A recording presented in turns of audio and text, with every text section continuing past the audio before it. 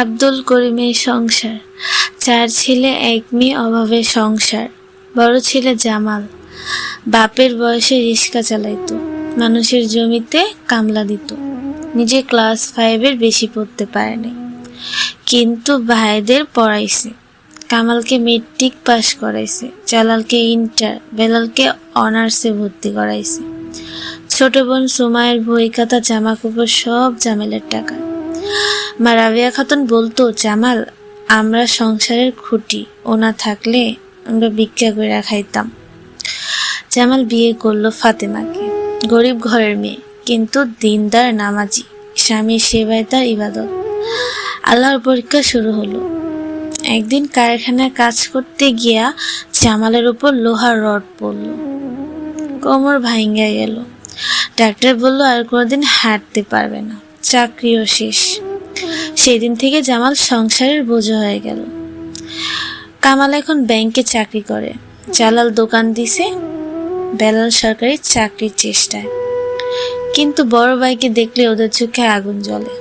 কামাল বলল, অপয়া একটা, সারাদিন শুয়ে খায়, আমার বেতনের টাকা কি ওর পেছনে ঢালমু? জালাল বলল, বিয়া করছিলি কেন, এখন বউরে খাওয়াবে কে? আমরা। বেলাল বলল, তোর জন্য আমার বিয়ে আটকায় আছে, মেয়ের বাপ জিগায় তোমার বড় ভাই পঙ্গু, এমন ফ্যামিলিতে মেয়ে বিয়ে দিব না।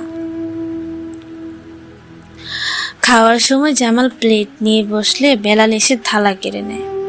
তুই পরে খাবি, আগে আমরা, তোর কামাই নাই, তোর অধিকার নাই। ফাতেমা স্বামীর প্লেটে নিজের ভাগের ভাত তুলে দেয়। জামালের চোখে পানি। তুমি খাও ফাতেমা, আমি না খায়া মরমু। ফাতেমা মুচকি হাসে। আপনি আমার জান্নাত। রাসূল সাল্লাল্লাহু আলাইহি সাল্লাম বলেছেন, স্বামী যার ওপর রাজি তার জন্য জান্নাত ওয়াজিব। আপনি না খাইলে আমার গলা দিয়ে ভাত নামবে না। বাবা আব্দুল করিম চুপ করে থাকে। মা রাবেয়া খাতুন অন্যদিকে তাকায়, যে ছেলে একদিন ওদের মুখে ভাত তুলে দিছে, আজ তার মুখের ভাত কেড়ে নিচ্ছে।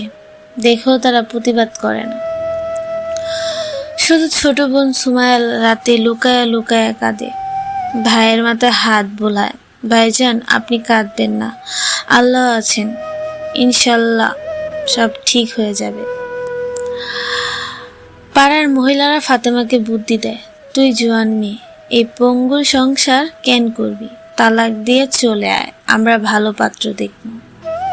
ফাতেমা শক্ত গলায় বলে, আপনারা চুপ করেন, আমার স্বামী যেদিন সুস্থ ছিল সেদিন সবার মুখে হাসি ফুটাইছে, আজ সে অসুস্থ বইলা ফেলাই দিমু, আল্লাহকে কি জবাব দিমু? আমি যে পর্যন্ত না মরমু সে পর্যন্ত ওনাকে ছেড়ে কোথাও যাব না। যে যাই বলুক আমি কারো কথা শুনবো না।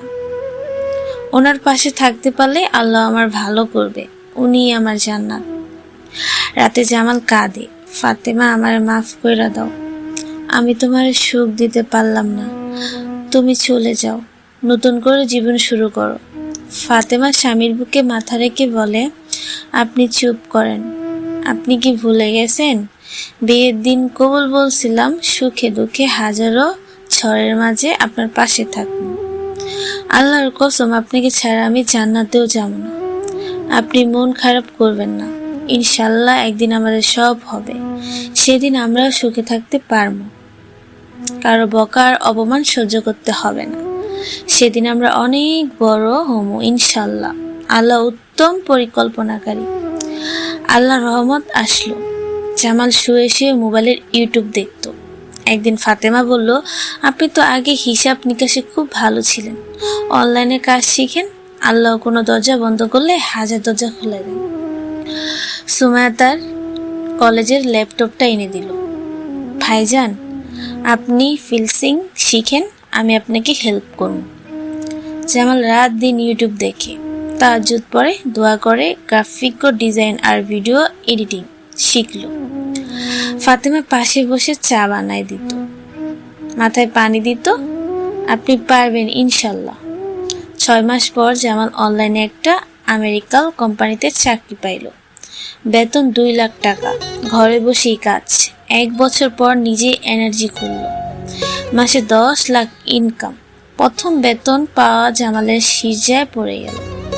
আলহামদুলিল্লাহ, ইয়া আল্লাহ, তুমি আসলেই রাজ্জাক। ফাতেমা স্বামীর চোখের পানি মুছে দিল। দেখছেন, আমি কইছিলাম না আল্লাহ আমাদের দেখবে। 1 বছরের মাথায় জামাল ঢাকায় ফ্ল্যাট কিনলো, গাড়ি কিনলো, সুমাইয়াকে প্রাইভেট ভার্সিটিতে ভর্তি করালো, নিজের চিকিৎসা করায়া এখন লাঠি নিয়ে হাঁটতে পারে। যে ভাইয়েরা থালা কেড়ে নিত তারা এখন জামালের দরজায় দাঁড়ায় থাকে।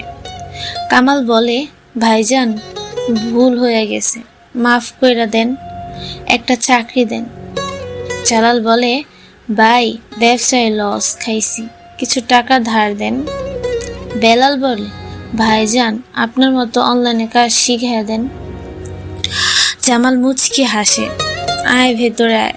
রাসূল সাল্লাল্লাহু আলাইহি সাল্লাম বলেছেন, যে তোমার সাথে সম্পর্ক ছিন্ন করে তুমি তার সাথে সম্পর্ক জোড়া লাগাও। তোরা আমার ভাই, তবে মনে রাখিস এই দিনটা আমার স্ত্রী আর বোনের জন্য দেখতে পারছি। ওরা আমার পাশে না থাকলে আমি মইরা যাইতাম।